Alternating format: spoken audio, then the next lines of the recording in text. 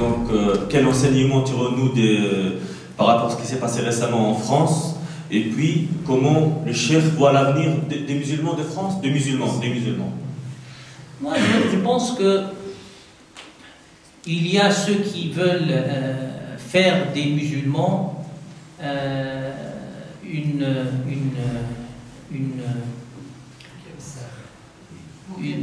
non, c'est pas le mot que je cherche. Un élément de déstabilisation de la France et de l'Europe. Musulmans deviennent un instrument dans la stratégie internationale pour affaiblir la France et l'Europe, pour qu'elle n'ait pas une indépendance dans sa politique étrangère, principale. Donc, les musulmans, puisqu'ils sont les plus naïfs, les plus spontanés, les plus, on va dire, sans structuration, sans leadership, on fait de ce qu'on veut. Et ils sont aujourd'hui, dans le monde, là on parle maintenant politique, hein, dans le monde, l'islam est une arme de géopolitique.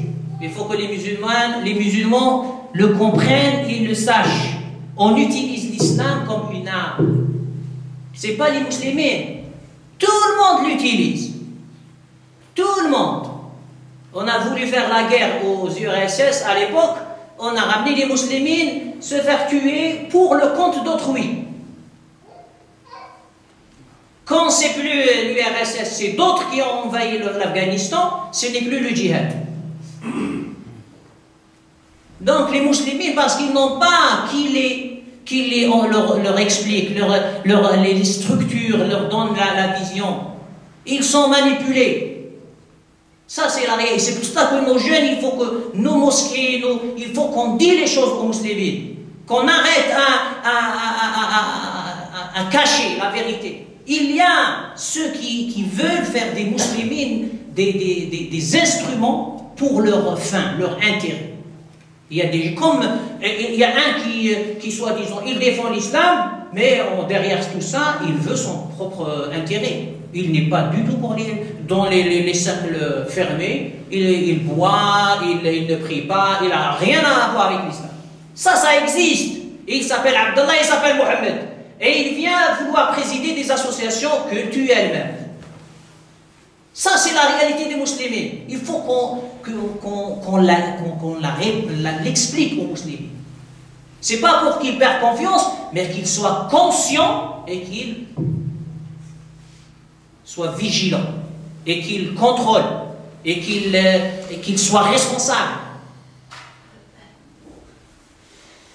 Quand on collecte de l'argent, il faut demander où va cet argent. Parce que c'est fi sabilillah, c'est des donateurs, masha'Allah. Mais après, comment vous gérez cet argent? Si vous êtes des incompétents, jusqu'à quand on va payer? Jusqu'à quand on va donner? Mais aux musulmans d'être responsables. Lorsqu'on dit on a un institut de formation, on veut faire des imams. Quels sont les imams qu'on a formés? Jusqu'à quand on va rester comme ça?